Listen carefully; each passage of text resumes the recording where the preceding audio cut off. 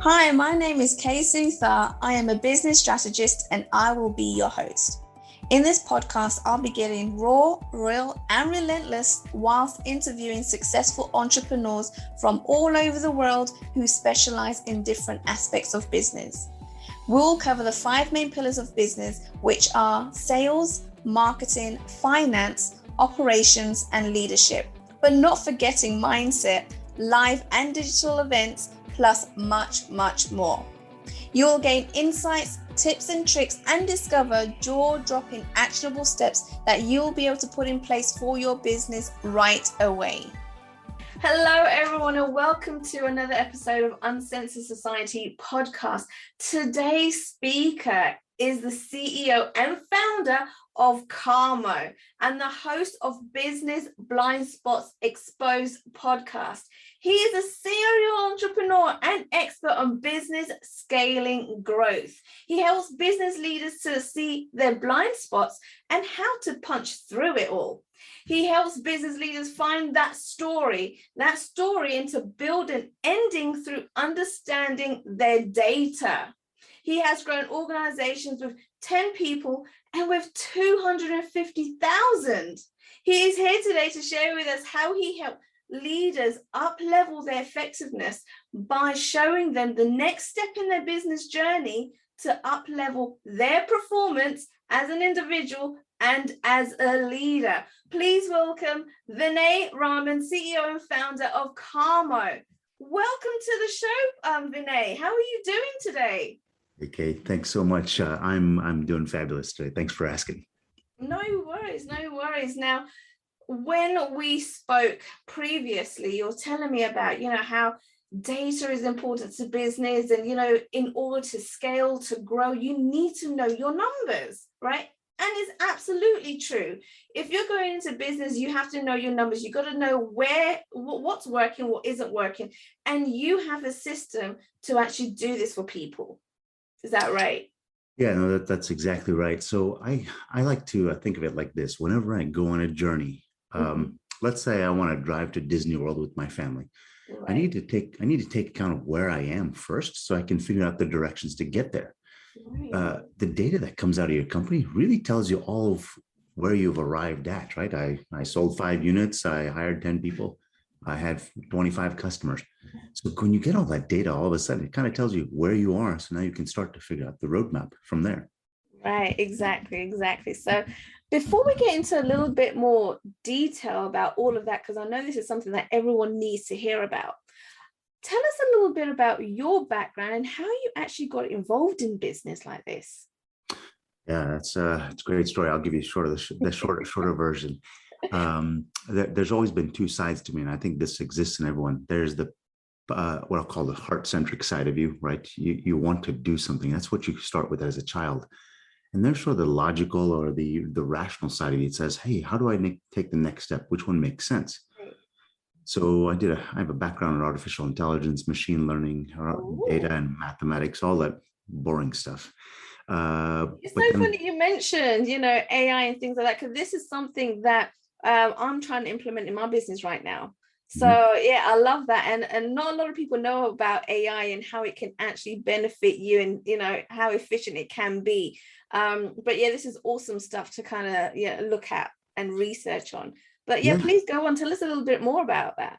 Yeah. So, I mean, the beautiful thing about artificial intelligence, machine learning is they can do wonderful things, but you always, as humans, one thing we can do that machines still cannot get anywhere close to doing is the first story, right? If you have to train a machine to say, here's how the story starts, continues and ends, right? That's what we can do as a 6-month-old baby, but machines still cannot do, right? And that's kind of the culmination of where I am as a company, is that we've used all that data to start to say, here's where it's heading. Is that where you want to go? Consider a 5-year-old kid can figure that out by themselves, right? Yeah. They innately have it. So we now start to use the data to help leaders find that path forward. Does that make some sense? Yeah, it does. So, so was it the AI that really actually pushed you towards building Carmo? Yeah. So that's a great question. it's the background in AI and machine learning that helped germinate the idea. I realized that understanding people's story, I love people, right? People Right. are always so intriguing to me. Everyone's got a story. There's 7.7 billion stories, right? Right. Uh, and you get all those stories and you start to see there's some common threads, even though they're all different. Well, all of them have behaviors and repetitive things. I get up every morning, I brush my teeth. Most Mm. people do, right? You start to see those things, and then you see your 10-year-old child son doesn't get up and brush his teeth every day. Well, you start to see those. That's the data, right? The behaviors, what they've done in the past. So Right. yeah, the artificial intelligence machine learning said, hey, I need to learn the story. If I learn the story, then I can start to predict where they're going. Does that resonate? Yes, that does most definitely. And so it's you picking up these patterns and behaviors and really kind of exploring how a business works with these different patterns, is where you can really help these leaders, business owners, of seeing where we can make those tweaks and changes and actually grow and scale even further. Yeah. I mean, how many times have you had a friend when, I don't know, you've been through a bad breakup, you've been or had a job with a boss, and they say, well, did you notice this trend? I mean, they may not say it just like that, but they say, Right. did you notice what you've done? Like for the last 5 years, you've always gone to work for bad bosses who treat you poorly. You're like, huh, I never saw it. That pattern was there, right? The data actually just shows the patterns that are already existent in your life, in your business, and your employees. It's there. It's just a matter of being able to see the story. That's what we do. I call it digital storytelling. Oh, amazing. I like that. Okay, so Vinay, I heard that you have the ability to what you call as experience next. So tell us a little bit about that. Yeah, wow. I appreciate you asking that. And the reason why is because usually everyone is somewhere on a journey, right? There's a spiritual journey, there's a romantic journey, or a family journey, right? All these different professional journey. And as you go into these journeys, lots of times we struggle with where do I go next? Because what's going to get you to tomorrow is not what got you to today, right? Right. Yeah. So what do you keep doing as a cycle? Once we start to see those patterns, you always go and look for bosses who are going to talk down to you. I'm just making something up, right? If you always see that and you say, now I'm aware of that. What do I want to do with that? Do I really care? Most people do, right? Well, okay, I'm going to change that. So how do I change that? That's experiencing next, right? The journey, the next doorway to your journey next. That's what we do as a company, right? We start to say, here's the patterns you've done. Is that the outcome that you want? Right. No, I don't. I want to change that. Well, how do I change that? That's the right question, right? So we help people ask the right questions to take the next step. Okay. And so coming to that, when people say to you, okay, how do we make that change? So does Karma, do you, your business, have all the answers for all the different things? Because so many different things can turn up, right, in business. Gosh, I wish I could say yes. The answer is absolutely no, I do not. What I will tell you is I've often found for myself that it's not about having the right answers, it's about asking the right questions. Yes, agreed. So what we actually do is as we start to study these behaviors and trends, we actually put in front of us, it's unbiased, right? There's no flavor or coloring to it. It's like, this is what you've been doing. Your employee A, employee B, employee C have done Yeah. this, and this. Is that the outcome you want? Mm. No, no, it's not. Well, let's figure out what is that outcome that you want. I want this. Well, then we need to tell them, don't we? Huh? Right. Right? Okay. It's about a shift of perspective, people, and it pushes the ego to a side, right? It gives you the opportunity because Yeah. I'll be the first person to tell you my ego gets in the way all the time, and I'm constantly trying to find out when my ego is getting in the way. Does that make sense? Yeah, yeah, it makes complete sense. So you're looking at, okay, where do you want to be? And if you're not there, then how do we get you there? And you start tweaking things and strategizing, I guess, to get that person to where their goal is. Yeah. You're working backwards. Yeah. I mean, so I heard this fantastic stat a few weeks ago. It says the average Olympic athlete has 9 coaches. 9 coaches. No way. That's a lot, right? Yeah. And what does a coach do? I mean, Tiger Woods or Michael Jordan, I mean, any of the greats in sports, what do they do? It's not that they, I had a coach that told me as a kid, right? Practice doesn't make perfect. Perfect practice makes perfect, right? So are you practicing perfectly? That's what coaches do, right? They tell you, say, hey, here's something that you're doing that's not aligning with where you want to go. Do you want to tweak it? And they say, yes, I want to tweak it. Well, that's when the greats get better because they keep practicing those behaviors, those muscle memories that are exactly that leads them to the outcome that they want. We show them where those deltas are between where they want to be and where they are. Does that make sense? Yeah. It's almost like you're spotting the habits as well, Yeah. right? What habits are working for them, what habits aren't. And if it isn't working for you, well, let's change it. Yeah, that's right. That's amazing. So what actually qualifies you as an expert in this field, Vinay? uh, I don't know that anything ever qualifies anyone as an expert, right? It's to me, the definition of an expert is someone who's done it 1,000 times, can do it, can do it with their eyes closed, right? And they can simplify it to a way that you can say it in one sentence. Albert Einstein said, if you can't say it in one sentence, you don't understand it, right? It's taken a long time, but we take cultures in companies from reactive to responsive. That's it, right? So we've taken over time, we've been able to distill it and say, here's the core and fundamentals of what we need to do in a way that I believe others can understand it. And that whole process, all these patterns and pattern recognition, analysis, all that kind of stuff, it's very simple, going from reactive to responsive. Does that make sense? Yeah, it does.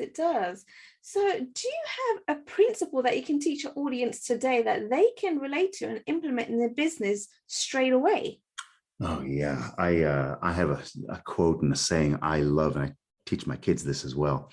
And I say, I tell my kids, let's assume I'm the smartest man in the world, smartest person in the world, bar none, right?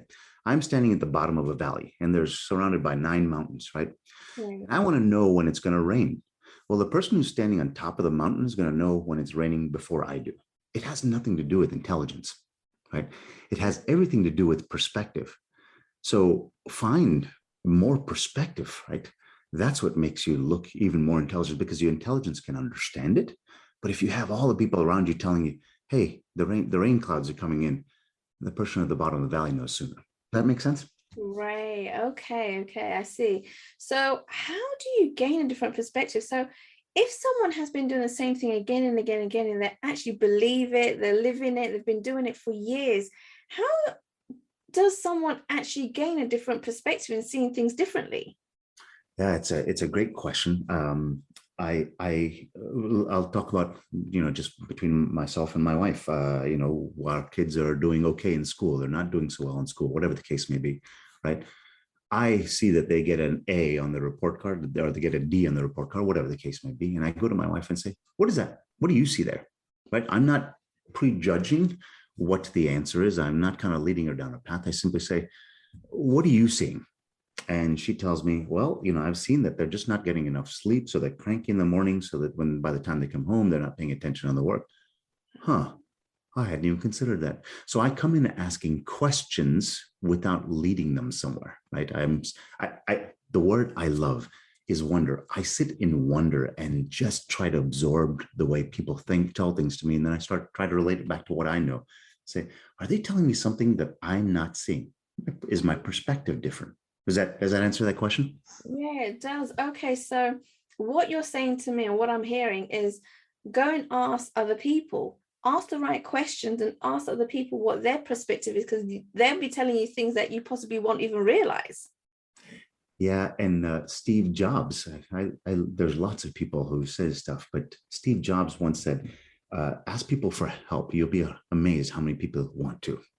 Right? Yes, I have definitely. people I don't pay anything. They're advisors to the company, and they've been with me for 2, 3, 4 years because they love the fact that I ask. I Right. go, huh? I haven't seen that before, and it stuff happens. It changes because they gave me some insight that I couldn't see. It makes me stronger.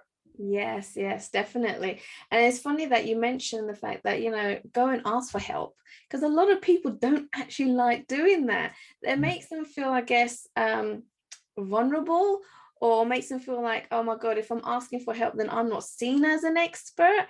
But the way that you're going to kind of progress and grow is by asking the question and find out what is really going on.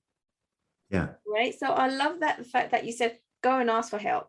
Go and ask the right questions, go and speak to other people and find out what their perspective is. So yeah, that is amazing. Okay. And it's a simple thing to do as well. Yeah, it's right. It is. And Yeah. so, do you know what? I remember, I was in a supermarket, and I wanted to make sauce for pasta, right? Red sauce for pasta. And I wanted to use a type of wine, but I had no clue what wine to use. And I'm looking at the shelves, and there's like a million different bottles of wine on there. And I'm like, I have no idea what one to use. And all I did, I saw some other persons standing there looking at different wines, looking like he knew what he was looking for. And I was like, I said to him, look, I'm trying to make red wine pasta, pasta sauce. I have no idea what kind of wines to look for or to buy or anything like that. What do you suggest? And he just said to me, get an Italian and make an Italian dish, get an Italian wine. And then said to me, this one, and this one is a good one to try. I've done it in my pasta sauces. It's turned out amazing. I was like, wow, simple as that. Rather than just looking idle at the shelves, wondering what type of wine I'm going to buy, just ask somebody, right?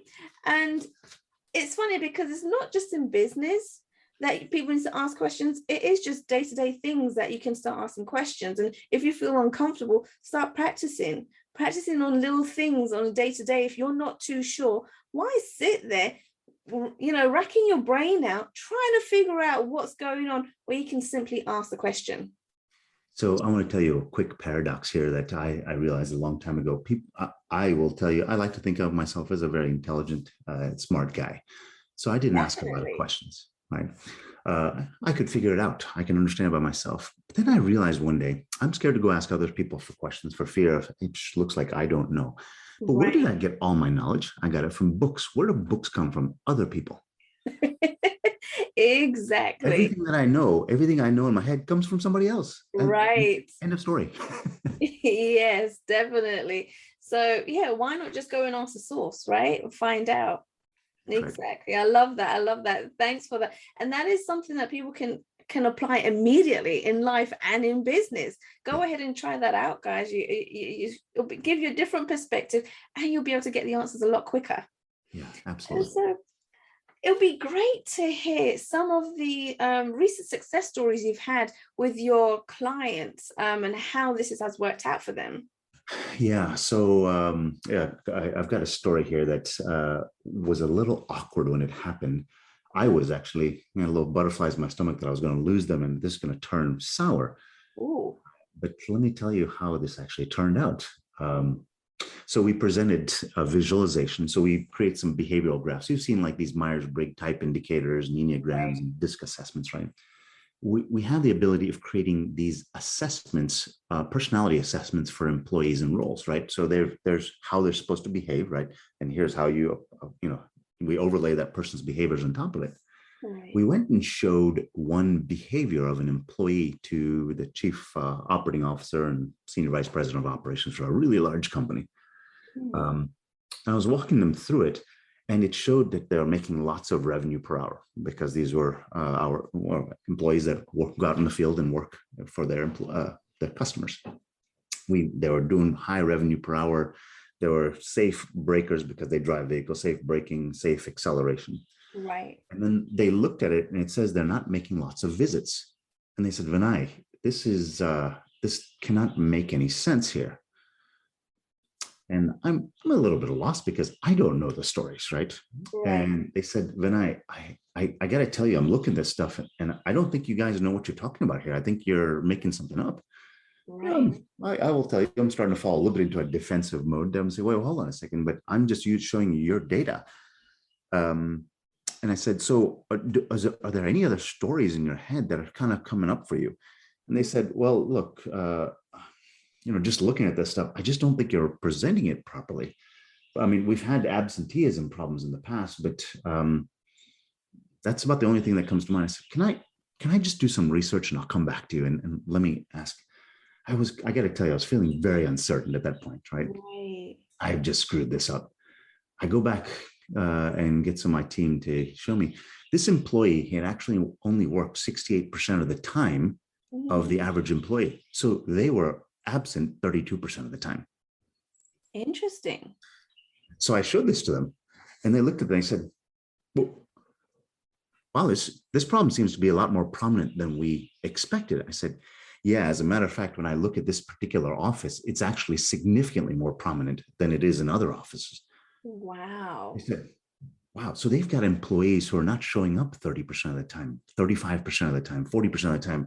Wow. And they're this huge companies trying to figure out how to boost productivity. Well, get your people to show up first, right? Right.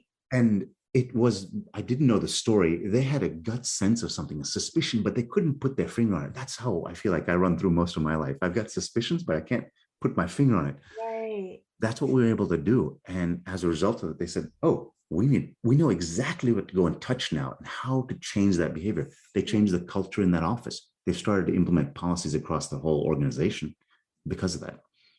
Small little win, right? But yeah, that's so powerful there, right? And you know what I really appreciate, Vinay, is that you keep it real and you don't mind being vulnerable. And this was probably a story that really hit home for you and you wasn't comfortable with, but you told it. And I appreciate you telling me and the audience this. But then what you did and kind of find out and speak with your team to find out what was going on. And you picked up on, or your team picked up on what was actually going wrong over here. So then you can relay this back to your client, but your client really didn't even think about the productivity that, you know, the team were having or weren't having, which was so cool to kind of find out and realize where they need to make the tweaks. And having a certain culture in your team, in your business is highly important, but it's one of the things that people don't even think about. Yeah. You know, we talk about that so those 9 mountains analogy that I mentioned earlier. Yeah. I don't call the people in my company my people. I don't call them employees. I call them my experts, right? They all are standing on top of mountains, right? Their job is to tell me at the bottom of the hill, let's say there's that little village at the bottom of the hill. I'm supposed to protect that. Well, I'm supposed to know when snowballs and there's avalanches and rainfall. That's my job, is to protect the town. So I want to ask everybody around me, say, what do you see?